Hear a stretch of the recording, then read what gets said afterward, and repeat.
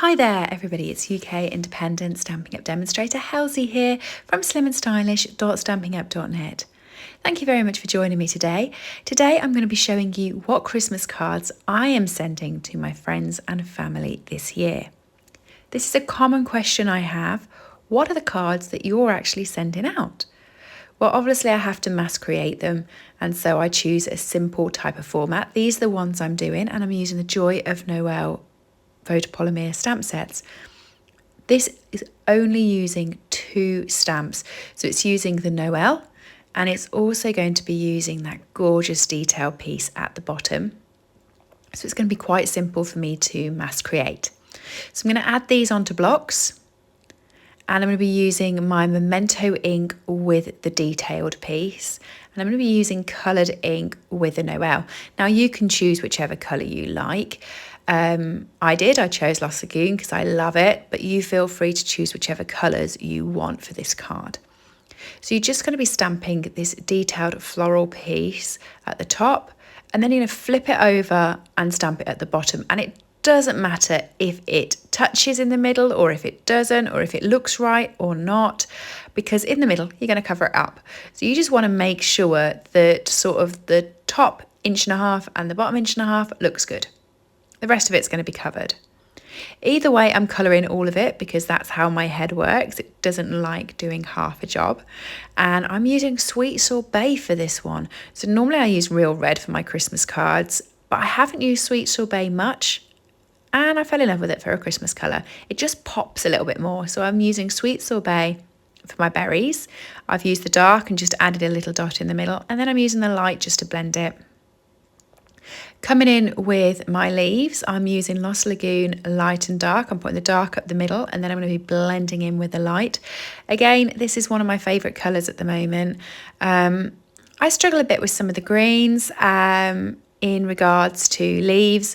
I do like the greens, but I do like these sort of deep, more virgin on a turquoisey type green. I do quite like those. This is one of my favourite, and I also like Pretty Peacock as well.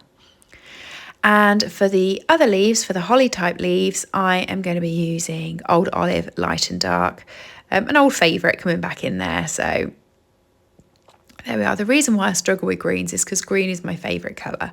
Everything of mine is green. So when it comes to playing with the greens, I just struggle because there's so many of them and I can't ever decide which one to play with. But Old Olive has been around for some time, and I really it's just a go-to, isn't it? So with that, I'm capturing all of these little holly leaves. Again, I went for the dark in the middle and the light to blend over the top.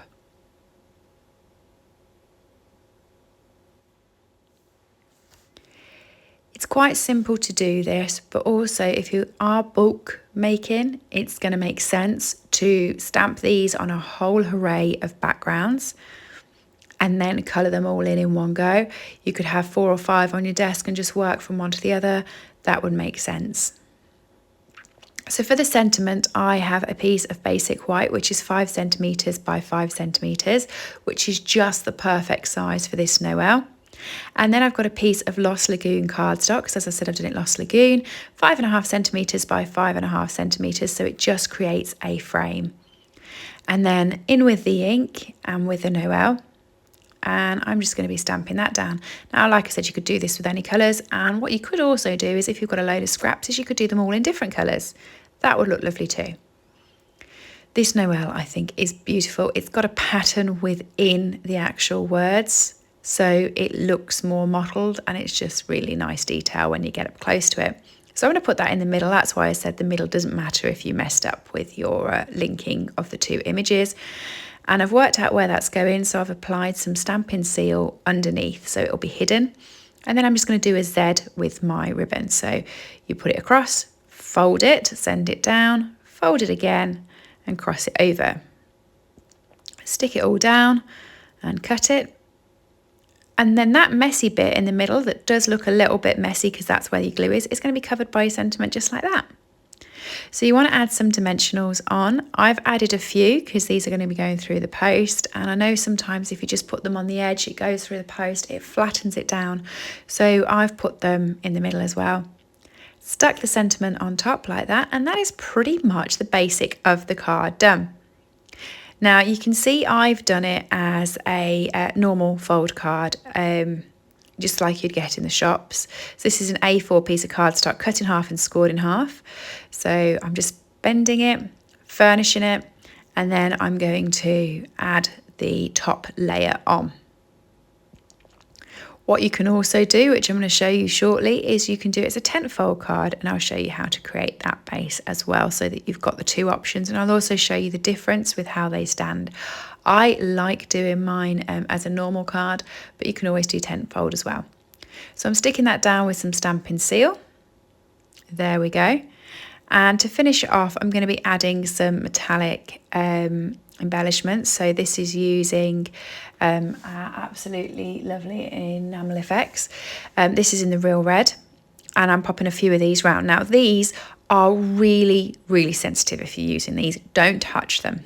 Give it a good 20 minutes to dry. So once you put them on, they look beautiful, but they do take the time to dry, and it can be messy if not, which you're also going to see in this video in about 4 minutes time, because I mess up. So this is how you do your 10th fold card. So this is a piece of A4 cardstock that's cut in half the other way, and then you score it at 14.8 centimetres, which just creates you this 10th fold card. Exactly the same, you use your Stampin' Seal to stick the front on, and that's your card. Okay, it looks just as effective, but it stands a little bit lower, and you can see, there you go. I picked up the one I just done rather than my practice one. So to show you the difference between the two, then I've panicked. So what I did was I just grabbed some kitchen roll. Let me show you how I tried to fix this. Wiped it off because it was still quite fresh, but you can see it has created just a little bit of a red colour. So, and then I stubbed my finger on it and added another blur on there. So what I did is I grabbed the enamel effects and I've just popped a few more dots on there, and I was hoping it wasn't going to be as noticeable. Looking at the video, it looks it, but you know what? It's homemade, right? So there's got to be a bit of style and error. So that's the card. And then here you are. These are the finished pieces. Hope you liked. Dead simple to create quite a few of them. You can find all the details of the products, and you can purchase them from my store at slimandstylish.stampinup.net. Let me know what you thought below, and hopefully I'll see you in the next video. Don't forget to subscribe and give me the thumbs up if you enjoyed. Bye all.